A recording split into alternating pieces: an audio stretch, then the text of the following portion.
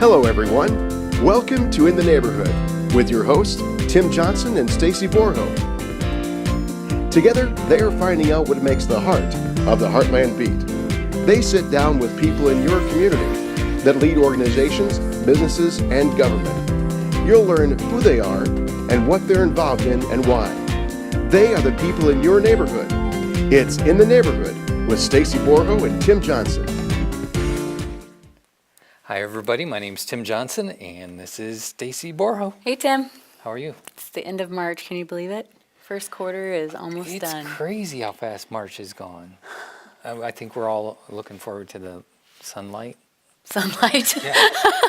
Sunshine? Right. How about heat? I've seen sunshine, heat. I want the heat. I will definitely take the heat. That is awesome. So we have Becky Rossman today. Thank you for having me today. Welcome back. Tell me who you are and what you do. Becky Rossman, and I am the CEO of Neighborhood House.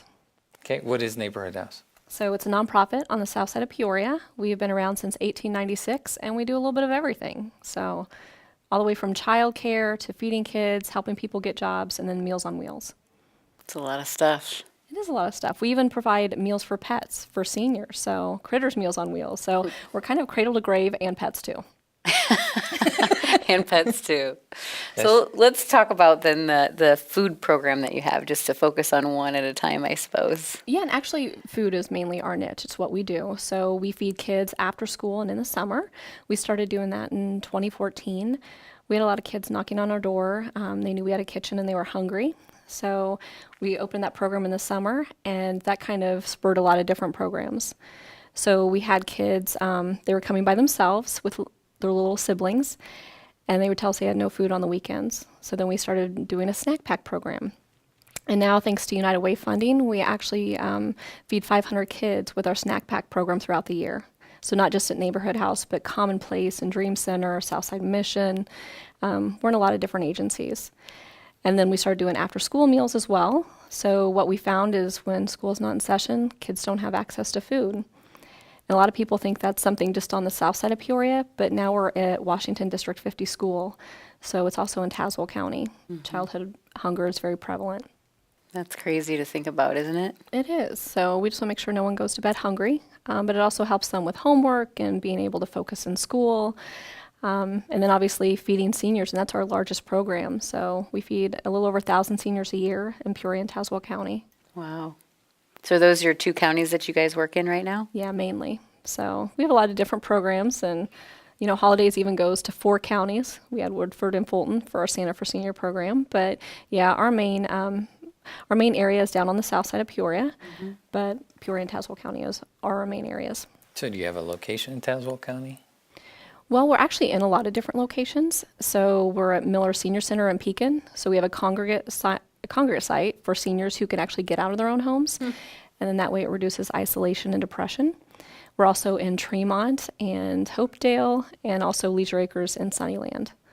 Wow. And then also when we feed kids, right now we're currently in Dream Center and Commonplace to feed kids after school. And then we have a lot of different agencies that come to Neighborhood House and provide services. So I think a lot of people don't realize how much nonprofits actually collaborate. Mm-hmm. So, well, organization, it sounds massive, the amount of stuff that you guys do and put together. We have an amazing team. You have probably a large staff, right? When we're fully staffed, it's about 85. Right now, we're actually a little bit lower, so we're closer to 68, and that's because we have a teacher shortage right now. It's hard for us to get teachers for our childcare, and just some of our positions are just a little bit harder to fill. So are you guys hiring right now? Yeah, we are. Okay. What kind of jobs are available right now if someone were looking? Well, we're always looking for Meals on Wheels driver subs. So that's if our Meals on Wheels drivers are part-time, but when they take time off, we need someone to fill in. So we found that we love our retired people. They do a great job, especially like retired firemen and UPS drivers and people who know the grid, because you're going to maybe 40 to 50 places. So It helps if you actually know where you're going. So when you're doing something like that, you're not just delivering food, you're talking a little bit with the people that are there too, is that correct? Yeah, and that's probably the most important aspect is the social interaction. Mm-hmm. So for many of our seniors, the only people they see consistently are the drivers. And we've actually had some of our drivers save lives, or they've come in on a Monday and found people in the bathtub that's been there since Friday night and haven't been able to get up. But that social contact, and that's part of one of our grants, is to make sure that they have like a wellness assessment so that nothing has changed. Wow, what an opportunity to help somebody. You know, I can't think of a more noble job than to go and just be there, present, and it doesn't take much, right? It just takes a little caring and you know. And our drivers are so amazing. Like, they really advocate for their clients, whether it's, hey, they prefer soy milk, all the way to, you know, just making sure that they have more time to spend with them. But yeah, it's very noble. They are just amazing people because they're out there in all weather, you know, carrying these meals in, making sure that their people are safe. And we actually had to close a few times because we had such a lovely winter. Yeah. You know, so, and the drivers get kind of upset when we do that because they're like, you know, they haven't seen anyone for like, you know, maybe 3 days in a row. And we realize how important that is, and we want to get out there for the seniors, but it's equally important that we take care of our drivers. And when it's icy conditions or 30 degrees below zero, Right. it's just not safe. Sure, that makes sense. And you guys have a lot of fun fundraisers throughout the year too. Didn't you just finish one? Yeah, so we just finished Food Fight, and that was really exciting. We love the local chefs in town. We could not provide or do that fundraiser without them. So they bring signature bites. We have a wine tasting. Now we taste a little bit of everything. And they actually compete in a mystery competition. So the secret ingredient this year, because they don't know when they come in what it's going to be, it was Spam. Oh, I know. So, but they Oh my goodness. they did wonders with it. But James Kramer comes down. He used to be at the country club, and he helped us get this off the ground. And now he's up in Hinsdale, and he comes back every year to moderate and to create the mystery. oh wow. And so far, they've had cactus leaves, they've had Funyuns, and now Spam. So he always throws something in there that's just a little bit crazy. But yeah, the chefs have a great time, and they really help us raise a lot of money. They volunteer their time and do some dinners in people's homes or at their restaurants, and Is this televised? it's not. We need to talk about that. Well, that would be a great idea. So we do have cameras that go around, so they shoot them up on the big screens, but I think it would be great to be I think we televised. could live stream that. That'd be an awesome thing. That'd be fun. Wow, there's a lot of opportunities to volunteer, right? That we're always looking for the Yes. volunteer superheroes is what we call them, and just really get involved. What other opportunities for volunteerism do you have? So we have people help out our Meals on Wheels program. They bag bread, they scoop fruit, they do things that actually really take the load off of our drivers and our kitchen staff that are necessities for us every day. We also have where we feed kids after school. We provide tutoring. We have some amazing tutors, but we could use a few more like teachers because we need people who are really knowledgeable in how to teach kids. So some of our kids come in and they're a couple years behind where they should be grade level. So we love all of our volunteers, and some of them come and do arts or they bake cookies with the kids, which is an experience they don't always get. So those are equally valuable. But we could definitely use some retired teachers back there with our kids. And then right now we're getting ready for another fundraiser, and we're looking for a few more volunteers. So since there's a plethora of fundraisers in Peoria, we decided to piggyback with something else. So have you guys heard of the RAGBRAI? It's a bicycle race across Iowa. They've been doing it for years. There's tens of thousands of people that go. So what we're going to do is we're going to get 20 people to ride bikes, myself included. It's a week long in July. I know. See, I'll be lucky to live through this one. So pray for me. But what we're asking is that each person raise $2,500, and that takes care of their registration. We're going to get them to Iowa. We're going to have a shower truck, and we're going to have our own designated space to camp because you have to put a tent up and down every day. So I'm sure there's a lot of cyclists out there, and we would love to have them join us. You raise money for a great cause, and a lot of people say they want to go to RAGBRAI, but this is a great opportunity because we're doing all of the legwork. We're going to have a jersey with sponsor's name on the back, but I think it's going to be a lot of fun. You interested, Stacy? In the middle of July? Maybe Tim could do it. I think she has I think something we for should that. nominate. You could televise from there. Maybe we can get a tandem bike because that's what I'm looking That for. would be more willing to do. That would someone be to ride with me. hilarious. hilarious. A tandem bike across. When in July is it? July 21st through the 27th. So it might be a little warm, but you know what? After this winter, I'm okay with that. Yeah, I could use a little heat stored up for winter. Yeah. Yeah, so it should be a lot of fun. I mean, you get to hang out with me for 7 days and a lot of other fun people. Being showering on a RV Yes, but in the heat of the summer. But we are thankful. So, just like we partner with the Chefs for Food Fight, we are partnering with Bike Peoria. Okay. So Bike Peoria is doing a lot of the legwork, helping us figure out the logistics, because obviously that's not my area. But I think it's going to be a great event. Have you started biking yet? So I figured out I have to ride 59.4 miles a week to get, so the recommendation is I need to ride 1,000 miles before I go. And are you on track? No, that's starting April 1st. I had to get my bike fixed. So my bike's just coming out of the garage. So I took it in actually yesterday. Got it all fixed. Now I'm ready to go. I've had a goal for the last 3 years to ride across Peoria on the trail, the Rock Island and Mackinac Trail. And it's a little over 50 miles. I mapped it out. It's a little over 50 miles. And that would be a good way to start it. Well, I've decided who does their ride, and I did that 40 miles from Donovan, a little golf course, across, or actually we went out north and then to Morton and back, so that was pretty entertaining. And I did 50 miles at the bike, the Morton one, on a mountain bike. That was the biggest. See, that's what I have right now, so we'll see. But you can't do that on a mountain bike. I have to get in the bike, I know. But I can train on this, so I think you're better prepared than I am, Stacy. No, I don't think so.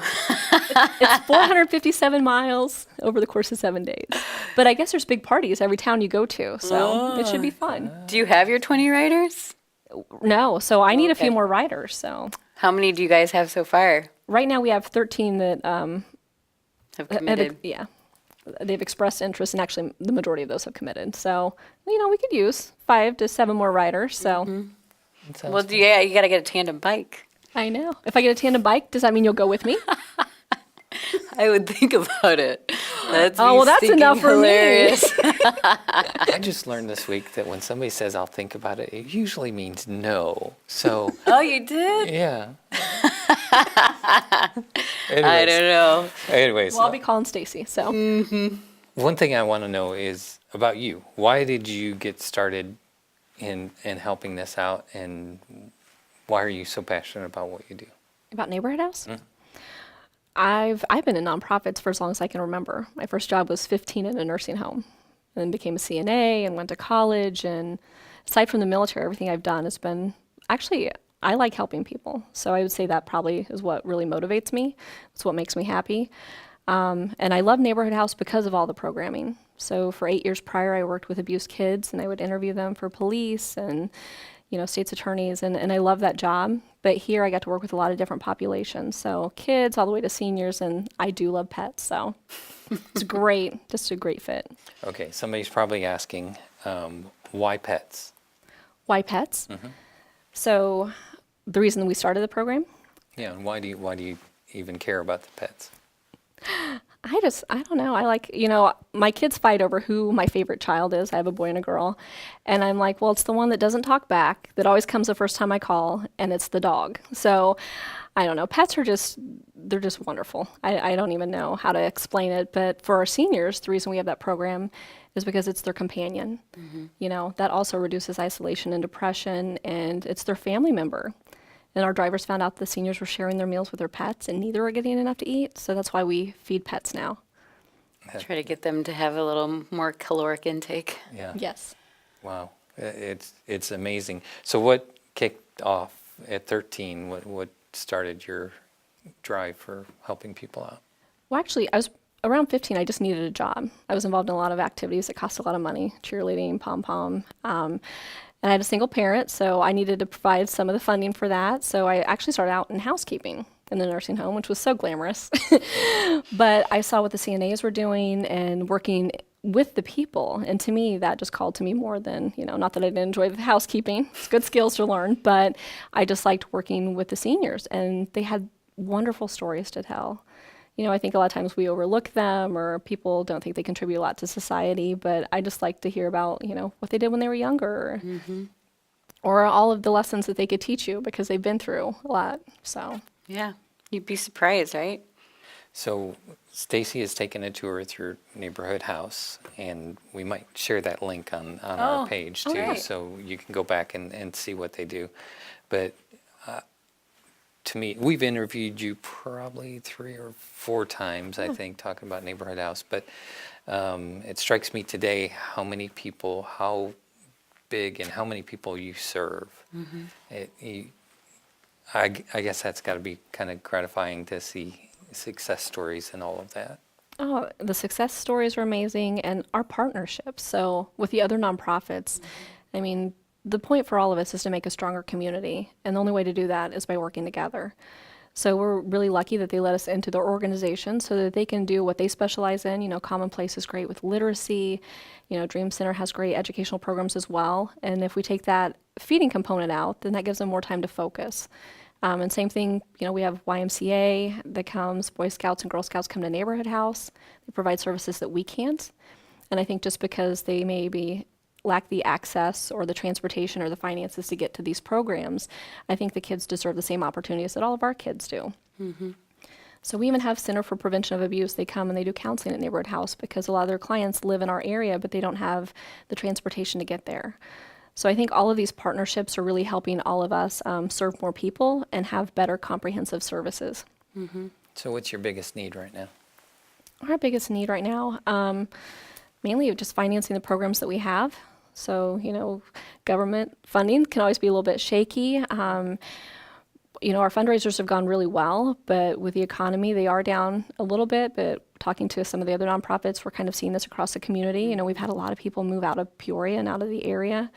But, you know, that time, talent, and treasure, those are always our biggest needs. So, you know, the volunteering, you know, obviously some donations, and expertise. So, like I said, with those retired teachers or those people who know the grid and who can drive. So they're all equally important. So if somebody wants to know more about the neighborhood house, where do they go? Well, they could just call and set up a tour. So they would probably put them through to either me or Roberta English or Brenda Ryan. So And what's the phone number? it is 674-1131. And your website address? nhpeoria.org. And you guys have a Facebook page? We do, but I don't know what it is. Neighborhood Search Neighborhood House. Neighborhood House Association. Very cool. And you guys, it seems like you guys too, you and your staff have a lot of fun. Like I we see do. you out everywhere. So, you know, tell us about that because I know that that's a challenge though, right? People are leaving their employers because they're not having fun, right? Yes. It's a mundane every day. And so you guys look like you're having fun and you're making an impact. Yeah. Well, yeah, we have an amazing team, and we do have fun together. Like, we all enjoy going to work every day, and I think that's a big part. It's wonderful being at Neighborhood House, but we also do like to go and support other organizations. So that's usually where I see you as well. Yeah. But I think it's really important that we support each other in the community. So, but it is nice that we can go out and have some fun and not just talk about business all the time. Right. And you get to help people. Yeah, It's really cool. So, it is. well, Becky Rossman, Neighborhood House, thank you so much for being a part today and helping us get to know you a little bit better. Well, thank you, and I'm excited for Stacy to ride tandem with me. That sounds great. And I might have to ride a bike just so I can get it on video camera. Oh, that would be even better. He has to ride if he does that though. Yeah. Well, we I do would take some probably have to. non-riders as well. So, I am working on a new thing that's got, it's converting a wheelchair to a camera so I can actually stand and film. Oh, my It's going goodness. to be this great thing. Anyways, What just happened? Is it Monday yet? April Fools. watch for it. Watch for that's it. exciting. We are in the neighborhood. We are a non-for-profit. We are helping people really match them up with their volunteer mission, and Neighborhood House is really one of those great missions that we really love because they're doing so much all around. Follow us on YouTube, Facebook.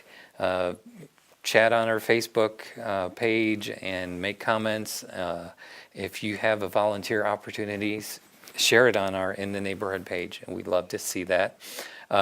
Thank you to WPEO and Peoria TV for broadcasting these on i3 Broadband and on your local radio stations. So thank you. Have a good week. PeoriaLife.com